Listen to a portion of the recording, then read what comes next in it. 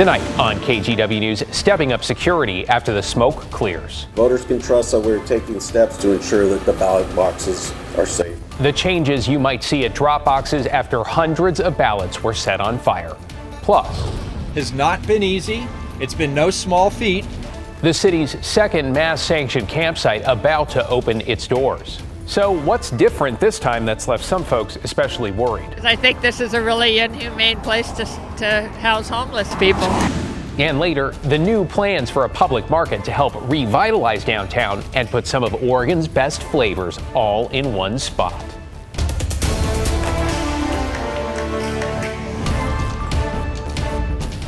Thanks for joining us. I'm David Mulco. Tonight, authorities are stepping up patrols around ballot drop boxes after two of them were set on fire, one in Portland, the other in Vancouver. Both appear to be arson, and investigators tell us they also believe the crimes are linked. Let's get right to Catherine Cook live at Clark County Elections Headquarters with the very latest. Catherine? David, voters here in Clark County were definitely hit the hardest. Elections officials tell us hundreds of ballots were destroyed, and police are taking notice. I can tell you from personal experience, officers are monitoring this particular drop box here. What am I doing here rolling in at 11 p.m.? That's what they wanted to know. We explained everything, and of course it's okay, but it is serious. And starting later this week, another group is going to be monitoring all 22 drop boxes in Clark County, 24 hours a day, 7 days a week. Hundreds of ballots burned. Around 6:30 Monday morning, police say someone set fire to this elections drop box in Vancouver at the Fisher's Landing Transit Center. Elections officials tried to save the ballots they could, but say most were destroyed. You know, it's heartbreaking.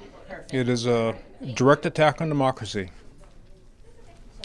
Yeah, shouldn't happen. It's interfering with people's vote is un-American. On Monday night, Clark County Auditor Greg Kimsey announced contract workers would begin monitoring the county's 22 ballot boxes for suspicious activity. They'll be here 24 hours a day, 7 days a week. Also, Clark County Sheriff's deputies and Vancouver police will increase patrols near drop box sites. Across the river in Portland, another drop box fire on the same morning. Police say this one happened outside Multnomah County Elections headquarters on Southeast 10th and Morrison. In this case, they say only 3 ballots were destroyed and their owners have been notified. Officials say the fire suppression canister inside this box worked, unlike the one in Clark County. They're not sure why that one didn't. Portland Mayor Ted Wheeler tried to reassure concerned voters. We absolutely want the public to feel safe in terms of casting their ballot. Don't forget that in Portland we have vote by mail, so if people don't want to cast their ballot in person, they do not have to. Investigators say they found incendiary devices in both drop box fires. Security cameras captured these photos. Investigators are looking for someone tied to this dark-colored Volvo. They think the same suspect is behind both cases on Monday and a third ballot box fire in Vancouver on October 8th. The FBI is investigating all 3 cases. Not everybody gets to vote twice. By Monday afternoon, Clark County voters like Barb Hoffman were filling out replacement ballots in person. She's pretty sure her first one burned. My vote's important as the person who burned my ballot. And no matter who you're voting for, that's your right. Back live in Vancouver, Clark County elections officials tell us they can mail out replacement ballots as late as tomorrow and still have them reach voters on time, but it might just be a better idea to drop by elections headquarters in person. And over in Multnomah County, elections officials there have set up a special hotline for voters to call if they have any concerns, if they perhaps dropped their ballots off in the box that was impacted. We've posted that number on KGW.com. David, back to you. Catherine Cook in Vancouver. Thanks, Catherine. Appreciate your reporting on this. By the way, we should note that in Washington, today is the last day to register to vote online. Otherwise, you'll need to register in person at your county elections office. As for ballot returns, it is the same in both Oregon and Washington. They have to be in an official drop box by 8 p.m. on Election Day, Tuesday, November 5th, or postmarked no later than the 5th. Hey, if you still need to fill out your ballot, we've put together a voter guide on the big races and statewide measures. Just text the word VOTE to 503-226-5088. We will text you back with a link what you need to know. 8 days and counting, it's going to be here before we know it.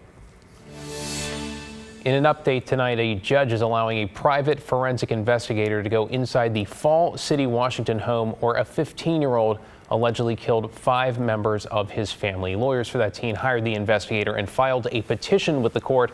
5 members of the family, including 2 parents, Sarah and Mark Humiston, and 3 children ages 7, 9, and 13 were found shot dead 1 week ago today.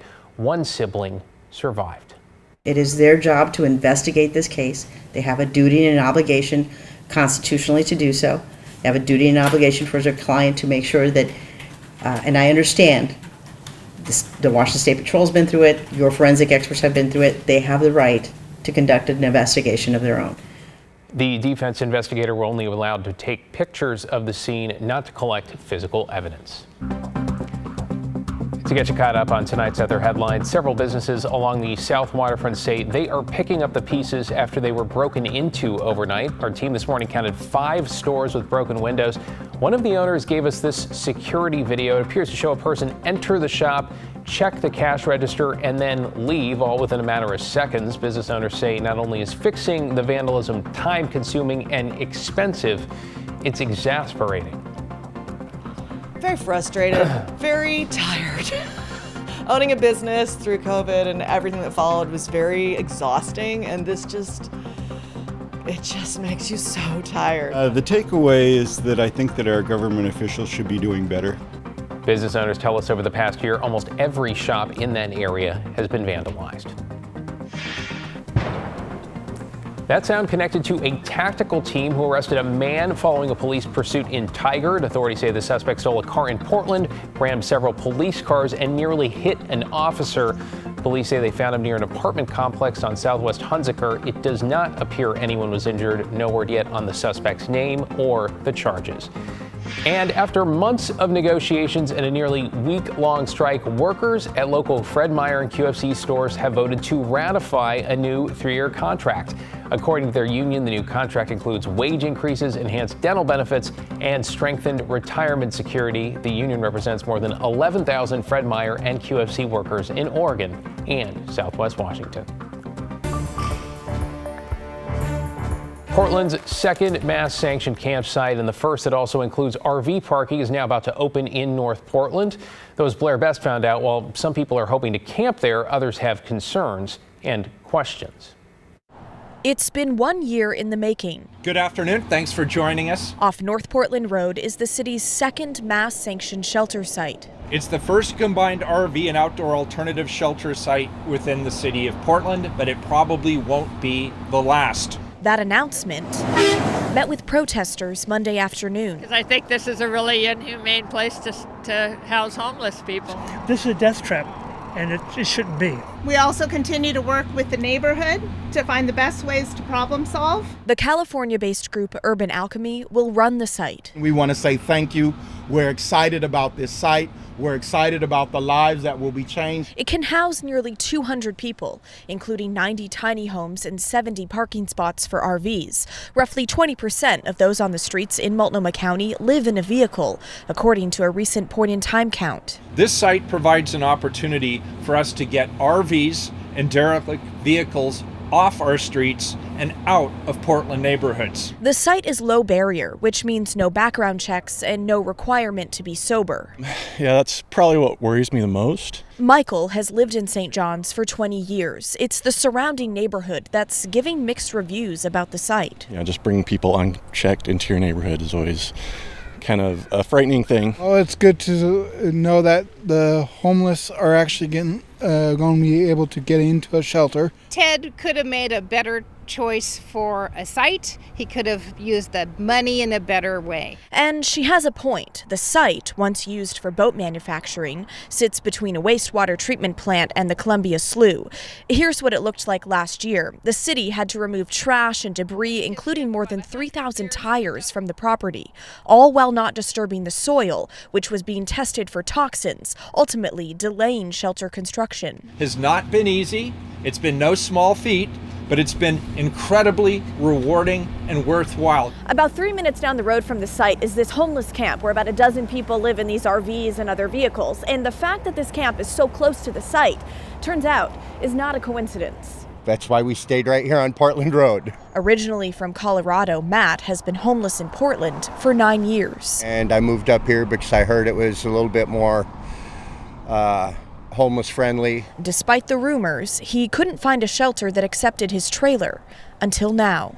I'm going to go down there right this moment and see if they're going to let us in. Blair Best, KGW News.